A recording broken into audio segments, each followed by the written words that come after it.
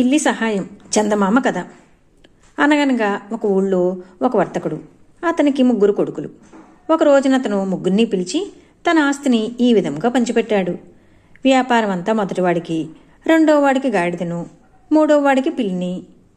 పెద్దవాడు రెండోవాడు మాట్లాడలేదు, కానీ కడవటివాడు మాత్రం తన వంతుకు ఎందుకు పనికిరాని పిల్లి వచ్చింది కదా అని చాలా విచారించాడు. అతని విచారం చూసి, ఓయి పిచ్చివాడా, నన్ను గురించి అంత తేలికగా ఆలోచిస్తున్నావేమిటి? నాకొక బూట్ల జత, ఒక సంచి కొనిపెట్టు. నీ అన్నలిద్దరికంటే నువ్వే అదృష్టవంతుడివని అనిపిస్తాను అని పిల్లి ధైర్యం చెప్పింది. పిల్లి చెప్పిన మాటలకు అతను సంతోషించి ఒక చక్కటి బూట్ల జత, అందమైన సంచి కొనిచ్చాడు. అప్పుడు పిల్లి షోకుగా బూట్ల జత తొడుక్కుని సంచి భుజాన వేసుకుని కుందేడు తిరిగే స్థలం చేరుకుంది.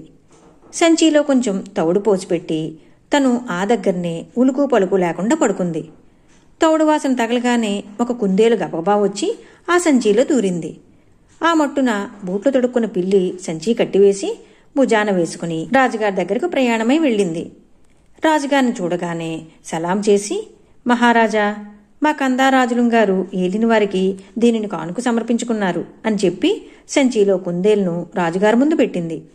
ఆయన పిల్లి తెచ్చిన కానుక పుచ్చుకుని, మీ కందారాజులం గారితో మేము సంతోషించామని చెప్పు అని పిల్లిని పంపించివేశారు. బేష్, బాగున్నదనుకుని బూట్లు తొడిగిన పిల్లి మరునాడు ఉదయం కొంగలు ఉండే దిక్కుకు పోయింది. అక్కడ కొన్ని కొంగలను సంచిలో చెక్కించుకుని మళ్లీ రాజుగారికి వాటిని బహుమతి చేసింది. రాజావారు సంతోషించి, పిల్లి పిల్లి, నేను, మా రాణి, మా అమ్మాయి మీ కందారాజులం గారిని చూడవస్తాము అన్నారు. మహారాజులం గారి ఏనుగంబారి బయలుదేరే లోపల బూట్లు తొడుక్కున్న పిల్లి పరుగు పరుగును పోయి యజమాన్ని కలుసుకుంది.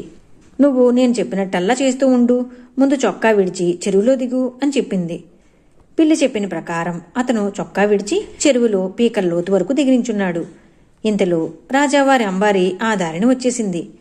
పిల్లి వెళ్ళి, మహారాజా, మా ప్రభువు గారు స్నానానికని చెరువులో దిగడం చూసి వారి వస్త్రాలు దొంగలెత్తుకుపోయారు. పాపం, ఆయన నానిపోతున్నారు అని చెప్పింది. వెంటనే రాజావారు మంచి మంచి బట్టలు తెప్పించారు.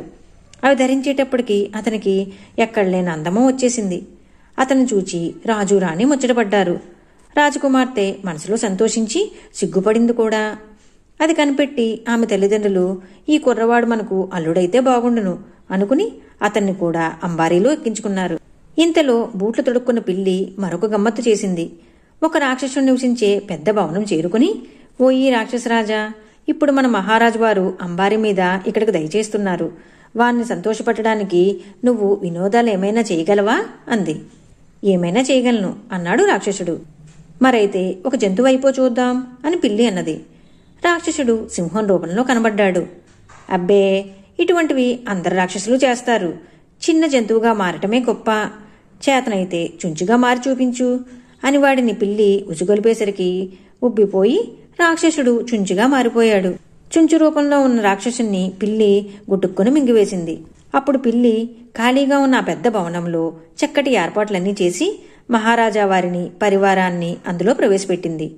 ఇదే మా కందారాజులం గారి భవనం, చూడండి అని చెప్పి రాజావారు చూచివచ్చే లోపల అందరకు పంచభక్ష పరమాన్నాలతో గొప్ప విందు జరపడానికి కూడా తగిన ఏర్పాటు చేసింది. విందు భోజనాలైన తర్వాత తాంబూలాలు వేసుకునే సమయంలో మహారాజా వారు, పిల్లి పిల్లి, మీ కందారాజులం గారిని చూచి మేమంతా చాలా సంతోషించాము. మరి ఆయనకు ఇంకా పెళ్లి కాలేదని చెప్పావు కదా, మా అమ్మాయినిచ్చి పెళ్లి చేస్తాము, ఏమంటావు అన్నారు. తప్పకుండా అలాగే చేయండి. అయితే వారి చేత ఒప్పించినందుకు నాకు మాత్రం కొత్త బూట్ల జత కొనిపెట్టాలి అన్నది. ఈ మాటకి అక్కడ వాళ్ళంతా నవ్వుకున్నారు. మరికొద్ది రోజులకే మంచి ముహూర్తాన అతనికి ఆ పెద్ద భవనంలోనే వైభవంగా పెళ్లి జరిగింది. పెత్తనమంతా పిల్లిదే. పెళ్లిలో మహారాజు గారు పిల్లికి కొత్త బూట్లు బహుమానం ఇచ్చారు. ఈ కథ మీకు నచ్చినట్లయితే లైక్ చేయండి, షేర్ చేయండి. మరిన్ని మంచి కథల కోసం మా సంపత్ ఛానల్ సబ్స్క్రైబ్ చేసుకోండి.